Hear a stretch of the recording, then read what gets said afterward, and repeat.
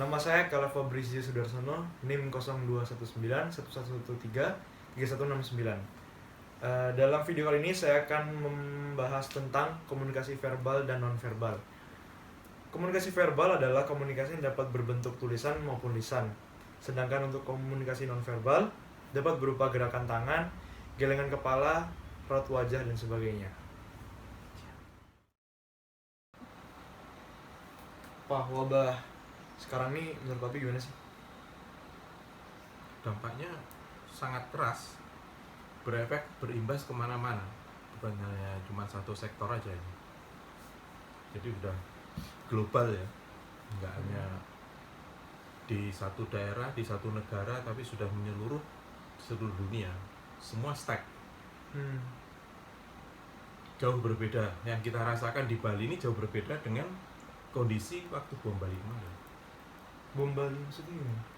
Ya dampaknya Kan beda, misalnya topiknya bom Bali itu ya pure emang karena manusianya sendiri yang salah. Tapi kalau ini kan bukan kehendaknya kita gitu maksudnya.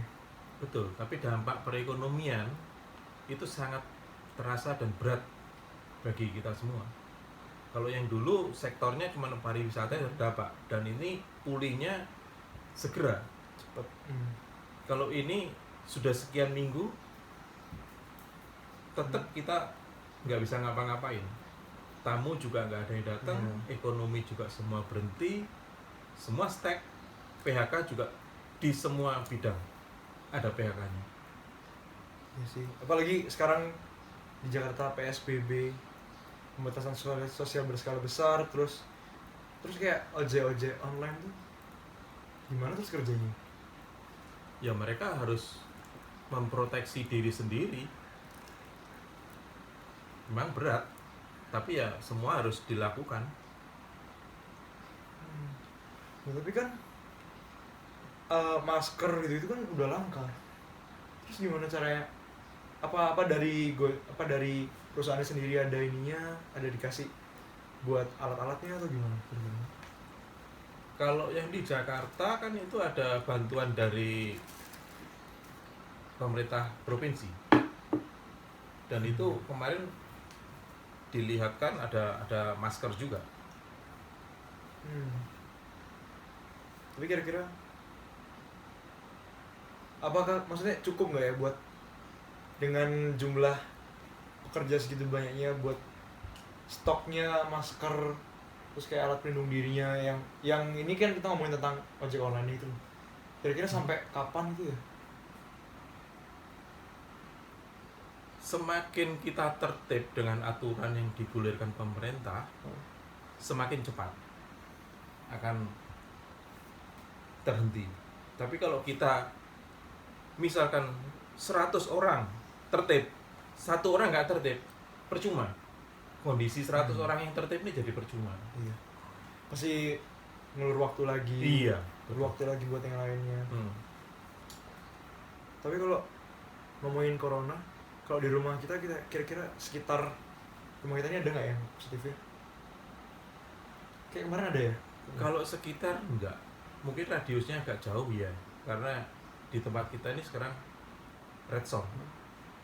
Jadi udah ada yang kena? Sudah ada yang kena. Terus waktu di Surabaya kemarin gimana? Di dekat-dekat kampus, dekat-dekat kos-kosan ada yang sudah berita kena atau gimana? Ada yang kena? Tapi kayaknya di UNER itu kan cuma di rumah sakitnya aja ada buat tesnya, tapi kan nggak tahu itu orangnya dari mana sebenarnya asalnya. Apakah dia emang orang dekat wilayah dari Universitas Erlangga atau dari Malang misalnya, kan nggak tahu juga. Tapi kalau daerah kampus sih kayaknya sih belum. Ya mudah-mudahan. Tapi mudah-mudahan enggak sih. Iya benar. Memang kita harus tertib, intinya tertib dan memproteksi diri sendiri. Terus kalau kayak kesel sekarang teman-teman yang live di Bali itu masih ada yang sering keluyuran keluar, tapi ya nggak terlalu penting, kayak palingan cuma nongkrong terus ngopi. Ya mereka kayak nggak peduli sama keadaan, tapi aneh aja gitu loh, maksudnya dalam kondisi kayak gini kok masih sempet-sempetnya mikir buat keluar-keluar gitu, padahal kan nggak seberapa penting gitu. Ya, itulah tingkat kepatuhan kita ini harus ditingkatkan kalau memang begitu. Karena kenyataannya begitu.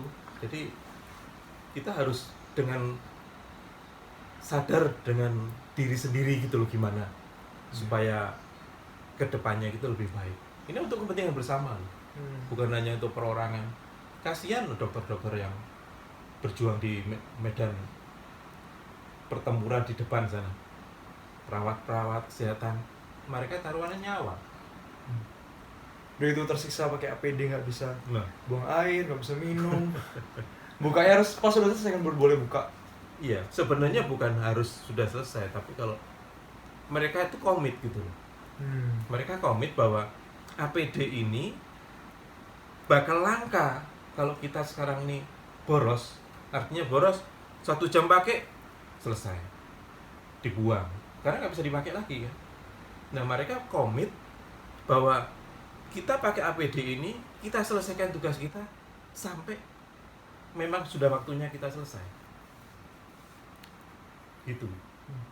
Tapi emang itu nggak bisa tengah-tengah jalan dibuka itu APD-nya ya? Kenapa nggak boleh? Bisa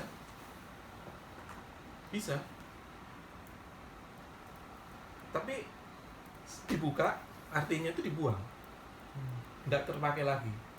Nah, mereka kan berpikir bahwa barang ini kan barang susah untuk didapatkan.